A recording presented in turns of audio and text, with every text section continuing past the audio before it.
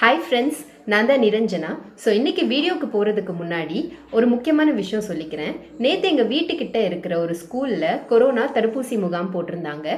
அங்கே போயிட்டு நான் எனக்கான வேக்சினேஷன் போட்டுக்கிட்டேன். எந்த பிரச்சனையும் இல்லை, கம்ப்ளீட்டாக சேஃப் தான். ஸோ எல்லாருமே தடுப்பூசி போட்டுக்கோங்க. இன்றைக்கி நான் என்ன செஞ்சு காமிக்க போகிறேன் அப்படின்னா pineapple upside down cake.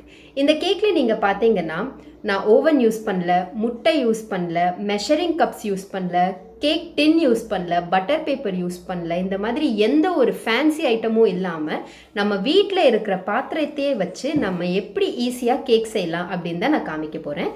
So வாங்க நம்ம வீடியோக்குள்ளே போகலாம். முதல்ல இதுக்கான ஒரு கேரமல் பேஸ் ரெடி பண்ணிடலாம். அதுக்கு 5 ஸ்பூன் நாட்டு சக்கரை அண்ட் 5 ஸ்பூன் நெய் இது எல்லாத்தையும் ஒரு கிண்ணத்தில் போட்டு நல்லா மிக்ஸ் பண்ணிக்கலாம். அந்த சக்கரை நெய்யில் கம்ப்ளீட்டாக கரையிற அளவுக்கு இந்த மாதிரி மிக்ஸ் பண்ணிக்கணும். இது நம்ம எல்லார் வீட்லையும் இருக்கிற ஒரு குழம்பு பாத்திரம். இதில் நம்ம மிக்ஸ் பண்ணி வச்சுருக்கிற அந்த கேரமல் பேஸை இதில் போட்டு அந்த பாத்திரத்தோட பேஸில் அந்த பாத்திரத்தோட அடிப்புறம் கம்ப்ளீட்டாக கவர் ஆகிற அளவுக்கு இதை இந்த மாதிரி பரப்பி விட்டுடலாம். அது மேலேயே நம்ம ஸ்லைஸ் பண்ணி வச்சுருக்கிற பைனாப்பிளை இந்த மாதிரி அடுக்கிக்கலாம்.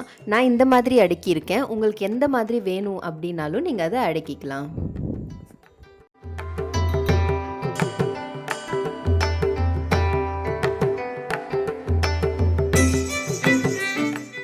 கேப்லலாம் நான் டூட்டி ஃப்ரூட்டி போட்டுக்கிட்டேன். அப்படியே அள்ளி மலை சாரல் மாதிரி அதே மேலாப்ல பரபரப்பு அப்படியே பேய விட்டு சரியே இதை அப்படியே நம்ம ஓரமாக வச்சிடலாம். இந்த மாதிரி ஒரு கடாய் நம்ம எல்லார் வீட்லேயும் இருக்கும். நம்ம தீபாவளிக்கு பலகாரம்லாம் சுடுவோம். அதில் இப்படி ஒரு ஸ்டாண்டை வச்சு இதை ஒரு 10 நிமிஷத்துக்கு நல்லா ஃபுல் ஃப்ளேமில் ஹீட்டாக விட்டுடலாம். இந்த மாதிரி ஒரு பேசன் எடுத்துக்கலாம். நம்ம கலவை சாதம்லாம் மிக்ஸ் பண்ணுறதுக்கு யூஸ் பண்ணுவோம். அதில் ஒரு 1/2 கிளாஸ் எண்ணெய், நான் பார்த்தீங்க அப்படின்னா இந்த கிளாஸ்லேயே தான் எல்லாத்தையுமே நான் அளந்து போட்டிருக்கேன். நான் எந்த ஒரு மெஷரிங் கப்பும் யூஸ் பண்ணவே இல்லை. 1/2 கிளாஸ் எண்ணெய், 1 கிளாஸ் பால் அண்ட் 1 கிளாஸ் சர்க்கரை, இந்த 3யுமே சேர்த்துட்டு இது கூடவே 1 ஸ்பூன் அளவுக்கு லெமன் அண்ட் 1 ஸ்பூன் அளவுக்கு வெண்ணிலா எசன்ஸ். பைனாப்பிள் எசன்ஸ் என்கிட்ட இல்லாததுனால நான் வெண்ணிலா எசன்ஸ் போட்டிருக்கேன். இதுவுமே நல்லா தான் இருக்கும். இந்த சர்க்கரை, பால், எண்ணெய் எல்லாமே நல்லா மிக்ஸ் ஆகி வர அளவுக்கு நம்ம இதை நல்லா விஸ்கால் மிக்ஸ் பண்ணி விட்டுடலாம். விஸ்க் இல்லை அப்படின்னாலும் பரவாயில்ல, ஃபோர்க் வச்சே நம்ம நல்லா மிக்ஸ் பண்ணலாம். இப்படி நல்லா மிக்ஸ் ஆனதுக்கப்புறமா இது மேலேயே இந்த மாதிரி ஒரு சல்லடையை வச்சுக்கலாம். சல்லடை நம்ம எல்லார் வீட்லேயும் இருக்கும். நம்ம மாவு சலிக்கிறதுக்கு யூஸ் பண்ணுவோம். அதில் 2 கிளாஸ் அளவுக்கு நான் யூஸ் பண்ண அதே கிளாஸில் 2 கிளாஸ் அளவுக்கு மைதா மாவு, ஒரு 1/4 ஸ்பூன் அளவுக்கு பேக்கிங் சோடா, அது கூடவே ஒரு ஸ்பூன் அளவுக்கு பேக்கிங் பவுடர், ஒரு 2 சிட்டிகை அளவுக்கு உப்பு, இதெல்லாம் அது கூடவே நம்ம சலிச்சு விட்டுடலாம்.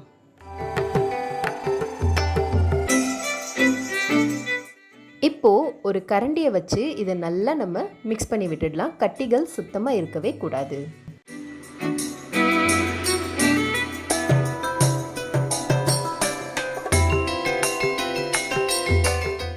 நம்ம ரெடி பண்ணி வச்சுருக்கிற பேஸ் மேலேயே நம்ம கலந்து வச்சுருக்கிற மாவு கலவையை அது கூடவே சேர்த்துக்கலாம்.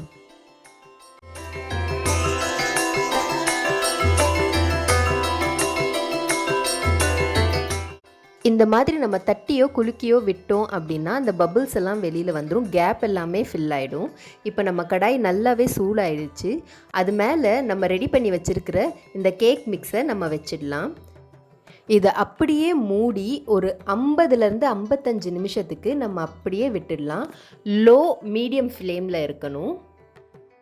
இப்போ பார்த்தீங்கன்னா 55 நிமிஷம் ஆயிடுச்சு. இதை நம்ம ஓப்பன் பண்ணி பார்த்துடலாம். இதோட ஸ்மெல் பார்த்தீங்க அப்படின்னா அந்தளவுக்கு இருக்குது, வீடே தூக்குது.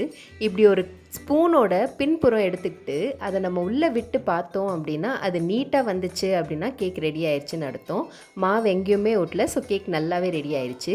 இதை வெளியில் எடுத்து நான் கிட்டத்தட்ட ஒரு 3/4 மணி நேரத்துக்கு அப்படியே ஆற விட்டுட்டேன். இது நல்லாவே ஆறிடுச்சு. இப்போது ஒரு தட்டால் இதை அப்படியே மூடி அப்படியே குப்புறக்காக கவுக்க போகிறேன். கவுத்ததுக்கப்புறமா முன்னாடியும் சைட்லேயும் பின்னாடியும் சைட்லேயும் இப்படி நல்லா தட்டி விட்டுட்டு இதை ஓப்பன் பண்ணிடலாம். 1 2 3 டடா! நம்மளோட சூப்பரான பைனாப்பிள் அப்சைட் டவுன் கேக் செம்மையாக ரெடி ஆகிடுச்சு. அந்த நாட்டு சக்கரை நெய்யோட மனம் பார்த்திங்கன்னா அப்படி இருக்குது. சூப்பராக கேரமல் ஆகி வந்திருக்குது. இப்போ நான் இதை உங்களுக்கு கட் பண்ணி காமிக்கிறேன்.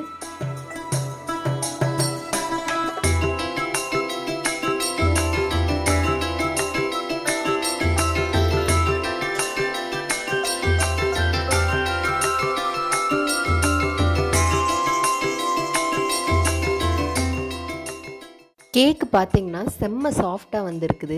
மேலே இருக்கிற அந்த கேரமல் வந்து அப்படி இருக்குது. அந்த அளவுக்கு ஸ்மூத்தாக, அந்த அளவுக்கு சூப்பராக வந்திருக்குது. அவ்வளோதான், நம்மளோட பைனாப்பிள் அப்சைட் டவுன் கேக் சூப்பராக ரெடி ஆயிடுச்சு. உங்களுக்கு என்னோட இந்த வீடியோ பிடிச்சிருந்தது, என்னோட இந்த ரெசிபி பிடிச்சிருந்தது அப்படின்னா கண்டிப்பாக என்னோட சேனலுக்கு சப்ஸ்கிரைப் பண்ணுங்கள், என் வீடியோஸை லைக் பண்ணுங்கள், உங்கள் சஜஷன்ஸை கமெண்ட்ஸில் போடுங்க. பாய்.